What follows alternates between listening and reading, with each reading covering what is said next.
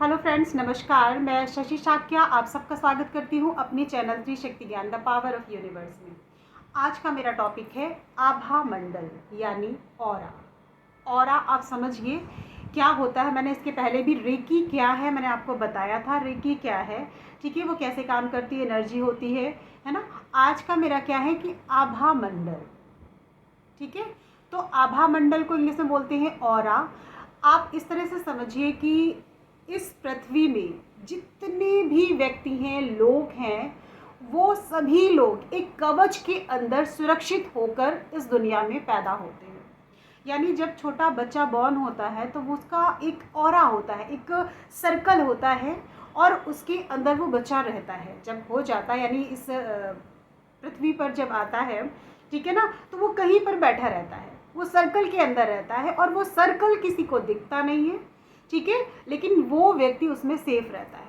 तो छोटे बच्चों का सर्कल इतना स्ट्रांग होता है कि अगर कोई बड़ा व्यक्ति रो रहा है, अगर छोटे बच्चे के पास जाकर बैठता है तो उसकी मुस्कान, उसकी मुस्कुराहट, उसकी हंसी, उसकी देखने की स्टाइल आँखों से अपने आप खुश हो जाता है। बट ये तो रीज़न है ये, उसके साथ साथ एक और रीज़न है कि उसका आभा मंडल इतना स्ट्रांग होता है कि उस स्ट्रांगनेस के पास जाकर आप अपने आप स्ट्रांग, आपको खुशी होती है, आप अपना दुख भूल जाते हैं और हंसने लगते हैं, ठीक है ना। तो आज का ये है कि बड़े व्यक्ति जैसे ही बच्चे से बड़े होने लगते हैं, अडल्ट होने लगते हैं, तो उनका आभा मंडल में छेद होने लगता है, होल होने लगता है। क्यों? क्योंकि हम अपने माइंड से सोचने लगते हैं, अपने माइंड में इतनी निगेटिविटी रखते हैं, इतने नकारात्मक सोच रखते हैं, पॉजिटिव सोच को सोचते ही नहीं हैं। सिर्फ नहीं, उसने मुझे ऐसा कहा, किसी ने कुछ बात कह दी, दिल में चुभ गई, वो चीज़ कर करके अपने जो ऑरा है उसको डैमेज कर लेते हैं, ठीक है। अब आप ऑरा समझिए, जैसे कि मैं खड़ी हुई हूँ आपके पास, ठीक है, या बैठी हूँ, जो भी है, खड़ा है, लेटा है, बैठा है व्यक्ति, जो जैसा भी कर रहा है, उसका एक सर्कल होता है, ठीक है ना। और सर्कल वो 7 लेयर का होता है। आप लेयर छोड़िए, आप बस ये समझिए सर्कल होता है और वो सर्कल इतना मजबूत होता है कि अगर आपने उसे आभा मंडल यानी ऑरा को स्ट्रॉन्ग कर लिया तो कितनी भी कोई जादू टोना तंत्र मंत्र कुछ भी कर ले, आपको टच नहीं कर सकता। समझिए ध्यान से कि मैं किसकी बात कर रही हूँ। आभा मंडल, अगर आपका सर्कल और आपने इतना स्ट्रॉन्ग कर लिया, फिर आप किसी के पास भी जा सकते हैं, कहीं भी कुछ खा सकते हैं, आपको कोई कुछ कर नहीं सकता। आभा मंडल को समझिए ऐसे कि पहले के टाइम में हमारे ऋषि मुनि एक पर्वत के ऊपर जाकर तपस्या करते थे, ठीक है, एक पैर पे खड़े होके या बैठकर ध्यान लगाते थे, जो भी करते थे, ठीक है। तो वो बैठे बैठे वहाँ से अगर उनके ऑरा में, कहते हैं 3 किलोमीटर तक का ऑरा रहता है, और भी मतलब मुझे एग्जैक्ट ध्यान नहीं आ रहा, बट ऐसा कि वो काफ़ी दूर तक उनके ऑरा में जैसे ही कोई कदम रखता था, उन्हें आभास पता चल जाता था, हाँ भाई वो व्यक्ति, उस नाम का व्यक्ति हम मेरे पास आ रहा है, ठीक है। क्योंकि उन्होंने ध्यान लगाकर अपने आभा मंडल को, अपने ऑरा को इतना स्ट्रॉन्ग कर दिया कि उनकी नॉलेज, टेलीपैथी भी इसी से सब कुछ कनेक्ट है। आगे बताती हूँ, ठीक है, कि उनको पता चल जाता था कि हाँ भाई कौन सा व्यक्ति यहाँ पर आ रहा है। तो वही चीज़ है आभा मंडल।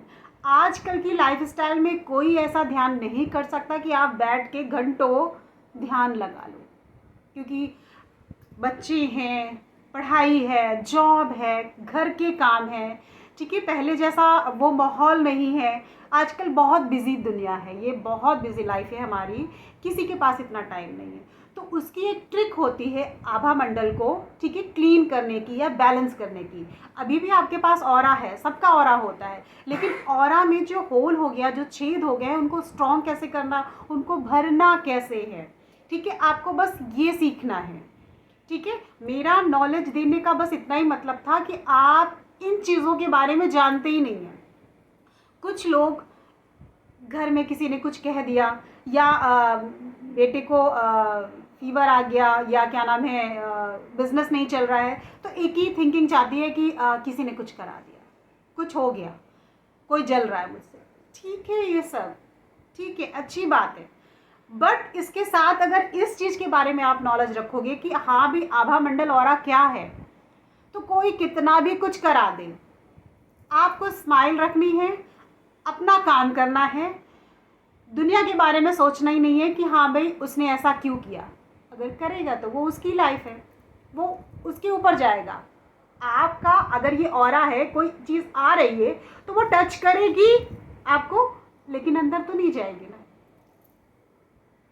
वो बाहर से ही वापस हो जाएगा।